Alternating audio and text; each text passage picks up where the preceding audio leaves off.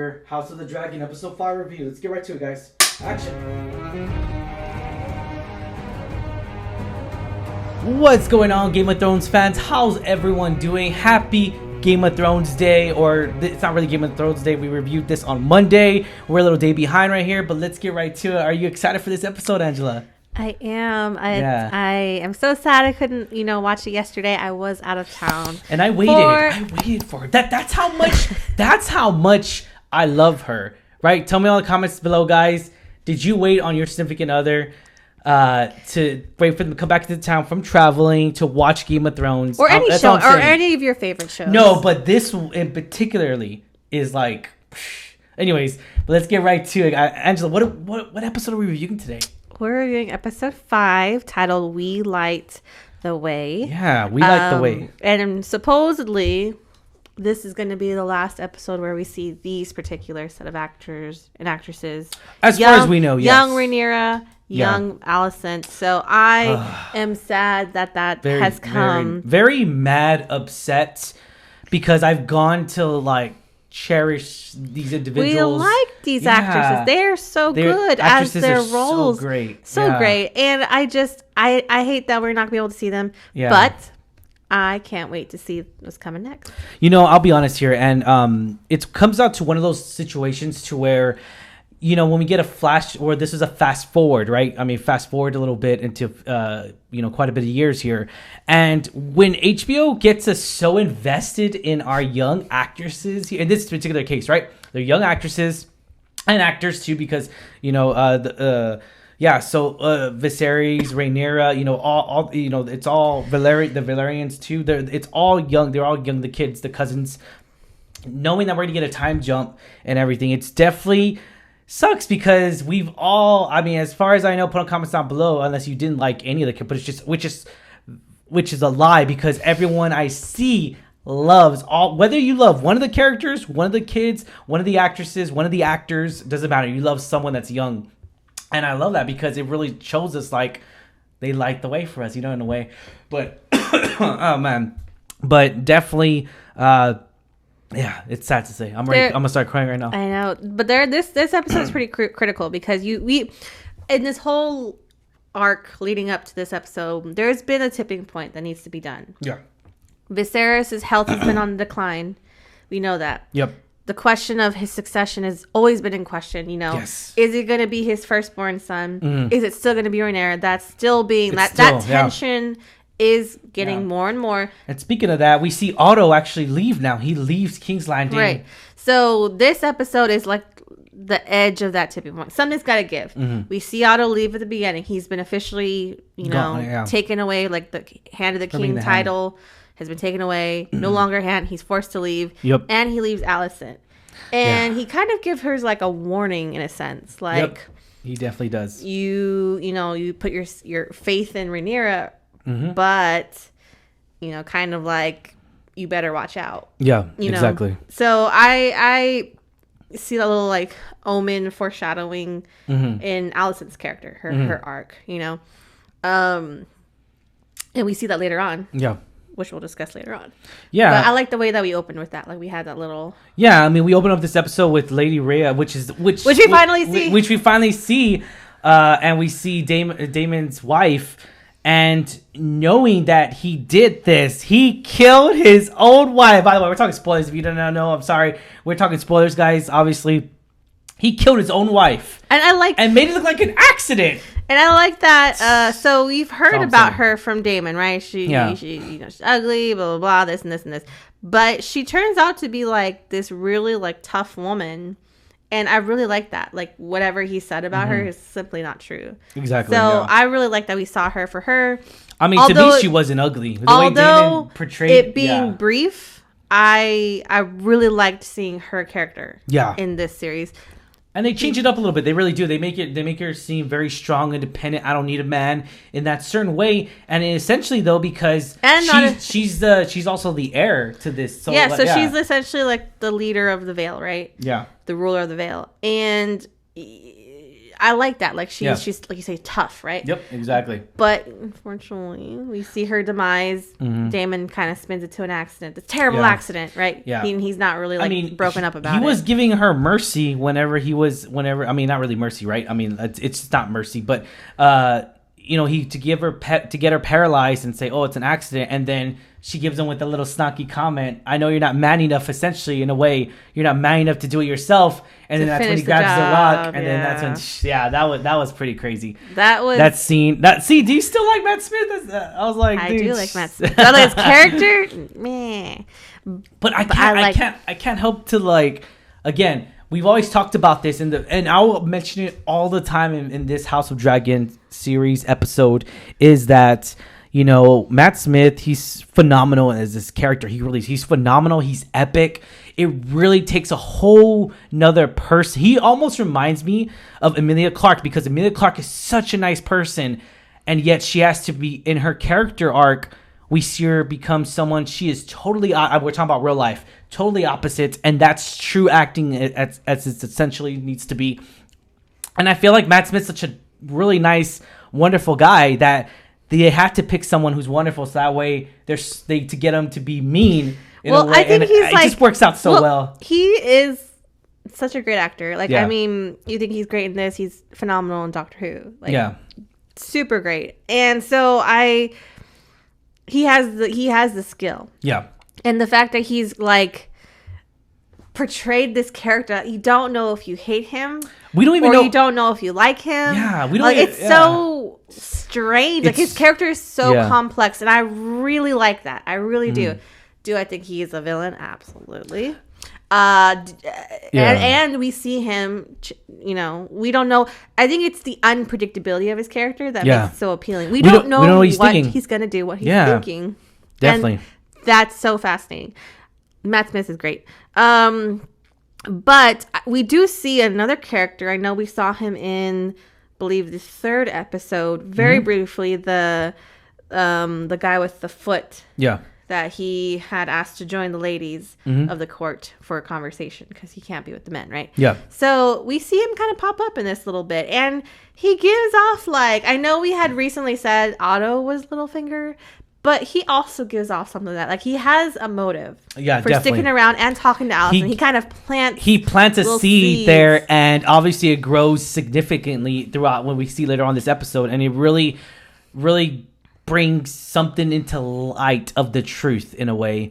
Something that she did not know, Allison did not even know at all, was that she got the tea, which essentially was like a plan B sort of kind of way, in a weird way, and it was because it was supposed to keep her. He's so innocent, like he dropped a little bomb, right? I know, he puts it like, I mean, I thought Otto was Littlefinger, but he gives off Littlefinger vibes. This guy is he gives off Littlefinger vibes, and he even mentions it like he observes people. Yeah, and he was just like, "Oh, that was my error. That was my error," or like that was my fault. Yeah. He has. I could be mistaken. Manipulation. My queen. So who this character is and what his motives and future are, that's uncertain. I hope we see more of him because I want to know what he's up to. Yeah, definitely. I really do.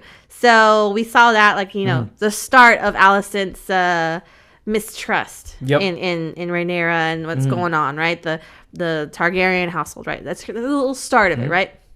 But we also fast forward in the episode where Rhaenyra has accepted she is going to have to marry Prince Laeron. Yeah. So Laenor. I'm sorry, Laenor. I've been driving all day. Laenor. So she has accepted it. And she is going to, right? So on their way to, I guess the castle to where they're at, where they're staying, she kind of proposes like an open marriage in a way. Open marriage. We're doing this as a political stance, and you're gonna do pretty much essentially that's what I'm getting out. So you're gonna do your own desires, and I'm gonna do my own desires. We're gonna do what we want to do in this political marriage, but still have kids that are our children, but yet I'm still gonna do me, and you're gonna still do you. Right. So we see it's hinted Laenor is Madden for the other team, right? Obviously, he's gay. I mean, obviously, we see that in the later of this episode, and we kind of get a little hints of the parents too, of his parents as well. Like they know, they know. Yeah, so, they know and everything, and so regardless, though, we see Viserys really struggle to where I need to marry off my daughter. I need to marry her off, and then we come to the compromise of the Valerians, and I love it though because Viserys is so great at this when it comes down to it. When he's putting his damn foot down, he's like, there will be a Targaryen named as the king for the next 100 years. So that seems really important. Boom. Because, they do mention it later on. Corlys and Rhaenys mention it, like the king is coming to our house to beg for our son's hand in marriage. I mean, so you see that they have that perception. So when they ask him, they don't only say like yes, but they like question it, like, well, we'll have to talk about it. Yeah. And they say like, well, we'll do it, but the kids have to have our name. Yeah. Right? Essentially the father's name, the son's name, right? So he's like, okay, fine. But like you say, the firstborn has regardless of gender. That's what he says, regardless of gender, whoever takes the Iron Throne, essentially whoever takes the Iron Throne will be a Targaryen. As a Targaryen. Which I like you say, he puts his foot down. He's still showing that even though in his declining health, he has power, and we see he should be feared. He should be revered. They still they push their boundaries of respect. They didn't greet him at the welcoming. So he has to put his foot down and show he means business. Damon's right, man. He's not good as king. He really isn't. I mean, it's just like, why would you do that? Like, how to respect Corlys? Why would you not meet your king in the beginning? Because to greet him. They can, and they know nothing will happen with it.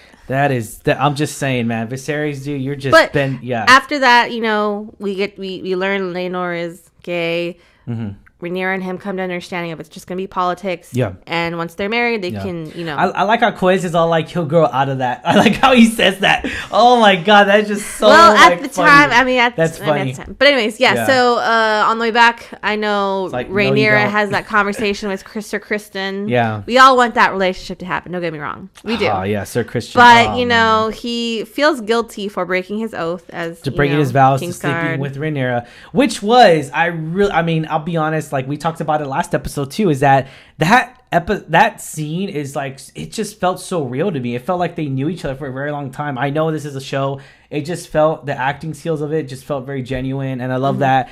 But we see that Sir Criston is taking a toll on him, which is weird. I'm all like, dude, what's wrong with you? Because he feels guilty for one, but two, also I think he's caught feelings. Okay. He's caught feelings. I know. Hey, what did they call it? They called it oh my gosh! While the feast was happening, he's cunt struck. I was laughing my butt off, man. Alrighty. Call me crazy, guys. Tell me you were not laughing. That was hilarious. I was just like, wow. So then essentially Rhaenyra asks Criston, hey, you won't, this is what's gonna happen. Yeah. The marriage is gonna happen, but I want to pursue my own thing with you, right? Yep. And he basically says no. Yeah, he says no. I'm not gonna be your whore.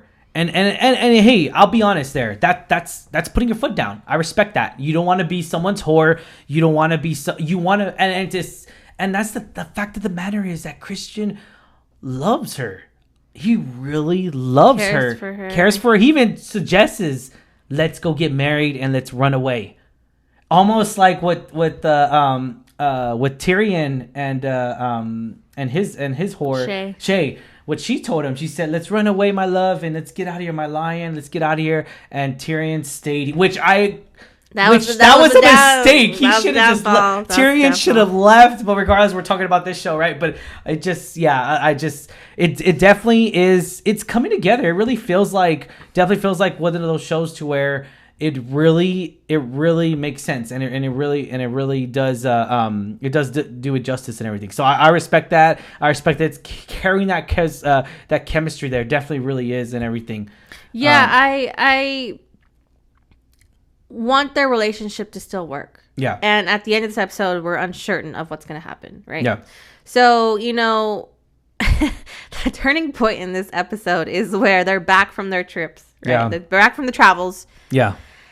Allison calls to Sir Kristen. Well, I wouldn't even say that's the turning point. I'd say that's like the tip of the iceberg because the turning point's the actual feast. But we'll talk about that. Okay, sure. Yeah. So Allison calls Sir Kristen. She wants to know the truth. Yeah.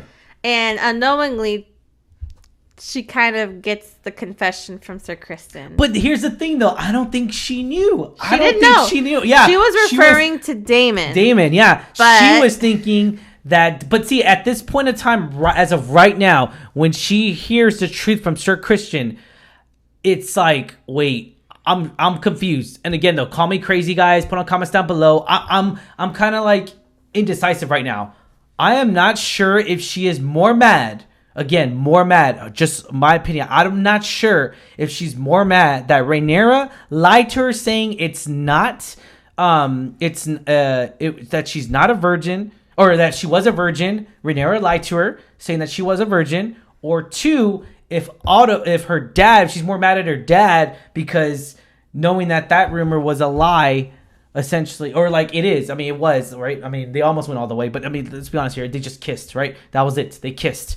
Knowing that and everything, it's very conflicting because I don't know what she's feeling right now. I don't know, and we see this later on this episode. I think she's feeling betrayed because at the end of the episode, and we'll talk about it in a minute. Yeah. Her actions towards it. She did. I forgot about that though. You're right. Her actions toward it makes it seem True. like she's more like, I'm me against you kind of thing. So I think she's feeling betrayed, but not. I keep forgetting. Sorry, I keep forgetting that she did stick up for Rhaenyra. I remember you mentioned that last episode. She did. So I think that's why she felt betrayed, because she did argue with the king and said, "No, I when she says that she didn't, do nothing happened. I believe her. You should too." She stuck up for her, and she's feeling that to her core, that betrayal. So I think she is mad at that. Yeah, my personal opinion. Definitely. But, I agree. But also, the next big thing I would say would be this feast that happened, to kickstart the wedding celebration, right? Yeah. 7-day wedding celebration that will end in these two. First off, united. let's first and admit it. How great did Millie look in there? How great did she look in there? Oh, they all looked great. Yeah. They all looked great. The hair. I loved her hair. Her hair symbolized the crown. I just love that design. That was pretty cool. I like that. That was really cool. And then the whole entourage, man, they came like in. house by house. Yeah, they come in. The whole court. Everyone's there. Yeah. Of course we get a sexist joke from the Lannisters. Why wouldn't we get a sexist joke? That was hilarious. He made a joke saying, again, I'm probably saying it totally wrong, guys. But, essentially that this is why when we go to war, the queen would take forever just to meet us at the battle. Like, essentially that's what he says. He was poking fun that Allison wasn't there at the start of it, saying that, this is the reason why women wouldn't go to war. Sexist. And Rhaenyra is like making the face. Of course, you have to say that. And essentially, in a more professional, I just love it the way they speak to each other, because they speak so polite in certain ways to where like you're politely insulting them, and it still sounds good though. It still sounds polite. It's just the way the word choices that they choose, I guess. So in here. One of the things I'll say this about this last scene from the feast to the end of the episode. Oh man, there's a lot of tension. Not just tension, but there's a lot of more hidden meaning in the looks, expressions, and their dialogue, the way they're saying the things. So it's just one of those episodes where you don't need to say a lot to know what's going on. There's a lot of like looks throughout the room. The Game of Thrones. There's a lot of like house? going on. Yeah. It's a lot of like tension. You can tell something's gonna happen, and it does. But just the way people are speaking to each other and the way they're looking at each other, you know it's gonna go down. I definitely love this because again, we kind of we're gonna see the camera point into so many different areas here. We're gonna see the camera point into the people that are eating on the table, and then the royal table, the hand, all that stuff. We're gonna see so many different facial expressions in this whole last few minutes of this episode, the last like 15-20 minutes of this. And it's so crazy because again, you mentioned it, I mentioned it too, like the facial expressions are just on point. They're just we know by your facial expression, we know if you agree with Rhaenyra or you don't agree to her as being queen. Same thing with like you see like Laenor and his like secret lover. Yeah. You see them gossiping about who Rhaenyra has been seeing. Yeah. So there's a whole bunch of back and forth. And that's what he mentions, that Sir Christian's construct, and essentially he goes up to Sir Christian, and I think Sir Christian's really holding everything in. Yeah. And he really lets it out at the most wrong time. I mean, he just looks miserable. He looks sad. He looks depressed. He definitely is holding it in. And he's not used to that. He really isn't, because he's used to being the nicest guy in the world. He's used to being, very royal loyalty. He's very loyal. He's loyal. Yeah. Not just to like Rhaenyra, but to his position. Yeah, exactly. He feels so bad that he broke his oath. Yeah. Like he feels so like the Kingsguard. Yeah. Like heartbroken about that. Yeah. And so we see that, and as this scene plays on with their dancing, and the different characters are like talking to each other. I enjoyed the dancing a lot. It was definitely different, because I don't think we would see dancing, but not like a lot like this. But I think this is the most dancing we've gotten in Game of Thrones. Again, I could be talking crazy, guys, but definitely I was happy this was not like a red wedding situation or like any of that, like, because what's a wedding without someone dying in Game of Thrones? Like, what's a wedding without someone getting the life taken out of them? I mean, essentially, that's what I got out of this whole episode. I was like, okay, this is a feast. This is a wedding feast to start off the celebration for the wedding. Then they get married.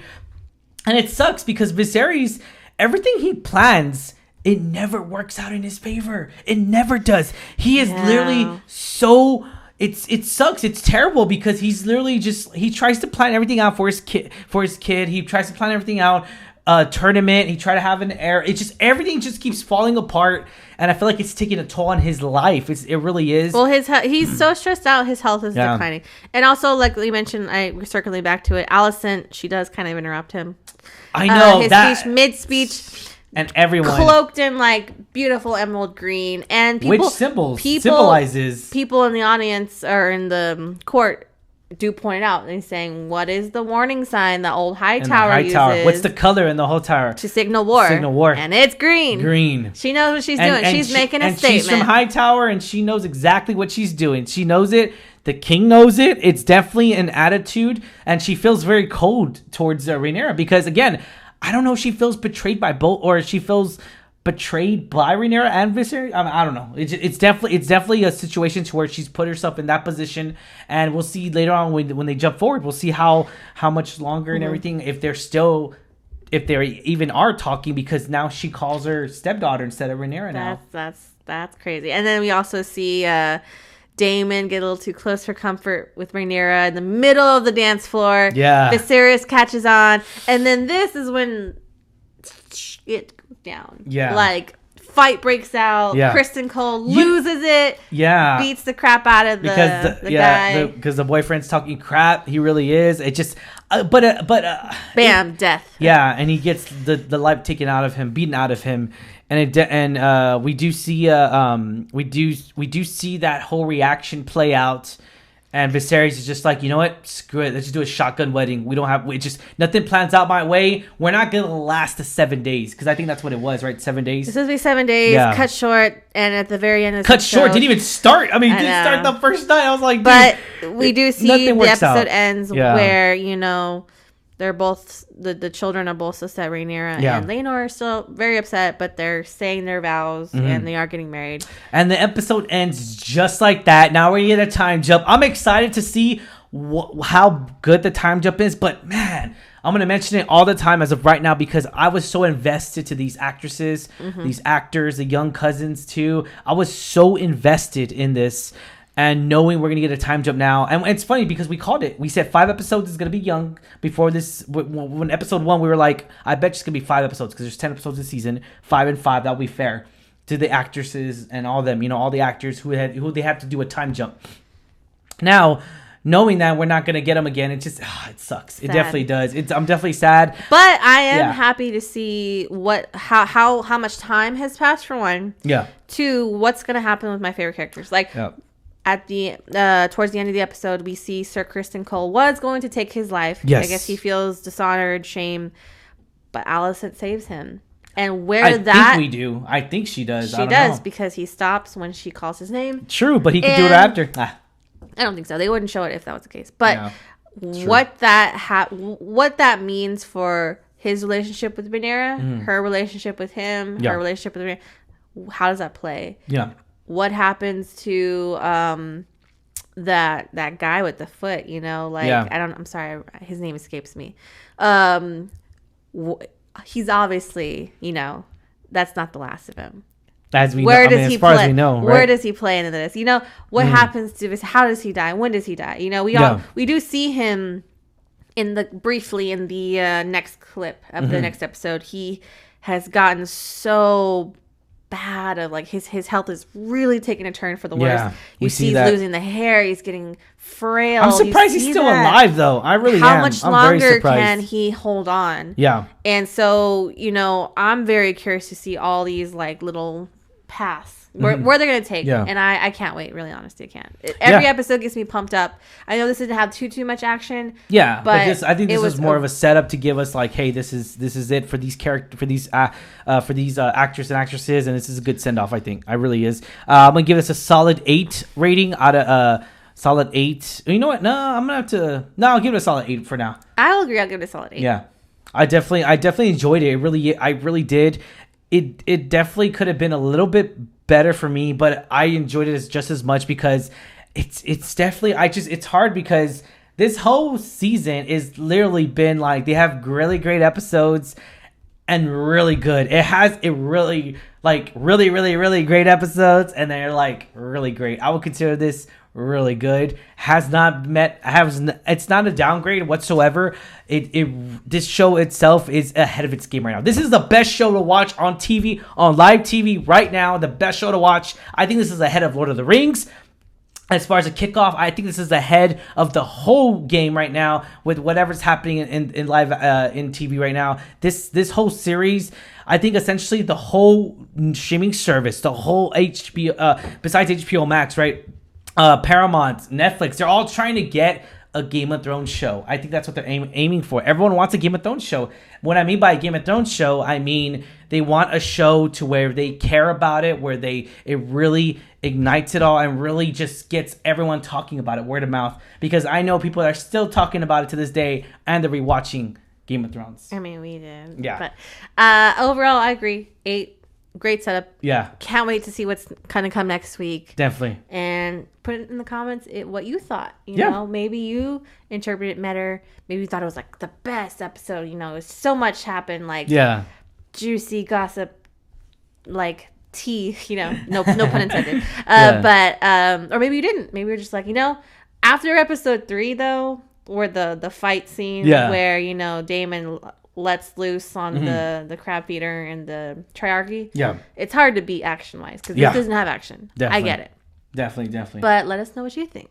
All right, guys. Thank you so much. The question is for you. Did you enjoy this episode, guys? But put comments down below. Was it good? Was it bad? Are you just like, Let us know in the comments down below, guys. That's the question is for you. And let us know your comments. We love it. We love talking. We love interacting. Game of Thrones, House of Dragon, guys. Thank you so much. Like, share, subscribe. Hit that notification button to get notified on our movie reviews, TV reviews, and our reaction videos. Thank you so much. Stay safe, San Antonio. Check you later.